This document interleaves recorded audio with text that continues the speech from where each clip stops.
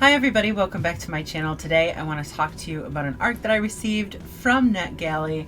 The book is called The One, and this is by John Mars. So this book has already been released in certain parts of the world, but I got the ARC in preparation for the North American release, which is February 20th of 2018. The book can be most closely described as a techno thriller. It takes place in a world very much like our own, except that DNA and genetic technology has arrived at a place where people are matched based on their DNA. That's become the way that you date. You submit your DNA to this company and they will tell you who your one true match is in the entire world. Other than this technological advancement, though, everything in the book is very recognizable. It's not a future time. It's not completely science fiction-y. It's mostly a thriller. It's mostly about 5 people who have taken part in this match your DNA process in order to find who they are matched with. This book is amazing. I loved it. In fact, there are very few books out there that as soon as I read them, I decide I need to devour everything by the author.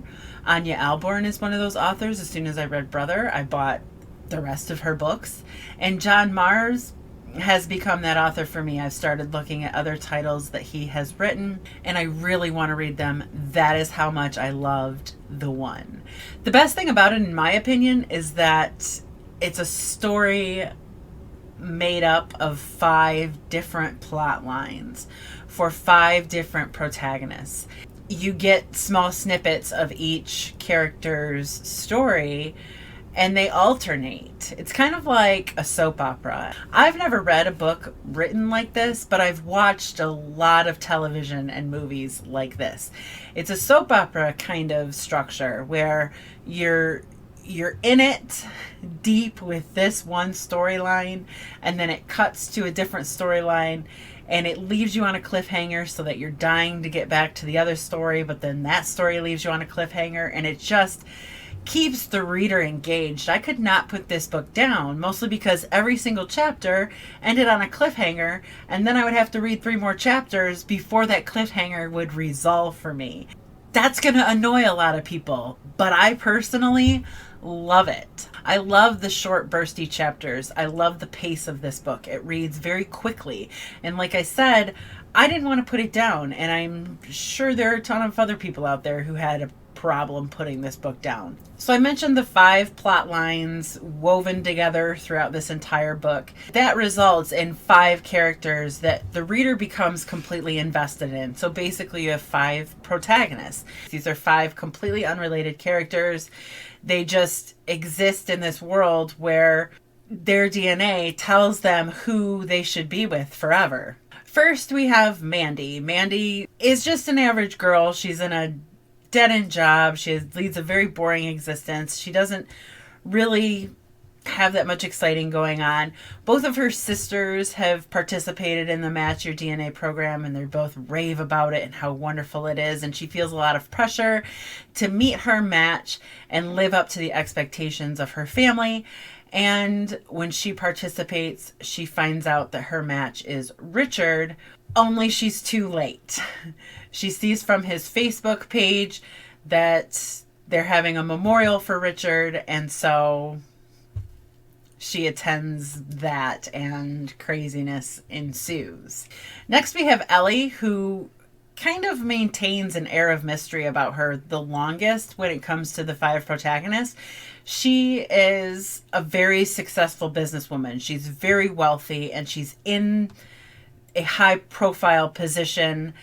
She mentions news articles being written about her, and as a result, it's kind of turned her off to humanity. She stays very standoffish and has become sort of this unemotional kind of person who does not like to be vulnerable.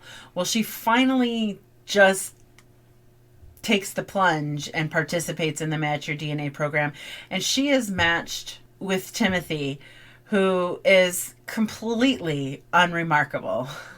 Next, we have the character of Jade, who lives in England, but her true match lives in Australia. And they've been carrying on this long-distance relationship via FaceTime or Skype, the internet. And it's been several months, and her girlfriends actually convince her to take a risk and go down to Australia and meet her match face to face. Only when Jade gets there, the door gets slammed in her face. And lastly, we have my two favorite storylines in this book. First is Christopher. Christopher is a serial killer and out of morbid curiosity participates in Match Your DNA, and his perfect match turns out to be a police officer. You can imagine how that, the craziness that ensues. And then we have Nick. Nick is currently engaged to Sally, and for some reason, Sally is this kind of pushy person who insists, even though they're engaged and they're happy, that they both send in their DNA just to know the likelihood of whether or not they'll actually be together forever. And when they get their results back, Sally doesn't have a match yet, and Nick, his match is a man. I can't explain to you how much I particularly loved, Christopher's story and Nick's story, but I will say that there are interesting elements in every single one of these characters' stories. Elements that draw you in and make you care, and you definitely can't. There wasn't a single chapter of this book where I was like, I don't even want to hear about this person, because that's not true. I wanted to hear about every single one of them. John Marrs did an amazing job of making me care about all 5 people. This book was so much fun. I guess that's the bottom line. It's just fun. And I can't tell you how much respect I have for the author for creating this. Not only did he come up with one story, one way that something like DNA dating could play out, but he came up with 5. Like, what happens when you find out your DNA match is dead? What happens when you are a criminal and your DNA match is a police officer? What happens if you're in a heterosexual relationship and your true match turns out to be someone of the same sex? Like, I can just imagine John Marrs sitting somewhere playing this what if game with himself in his head, and I have so much admiration and respect for that, because I do that.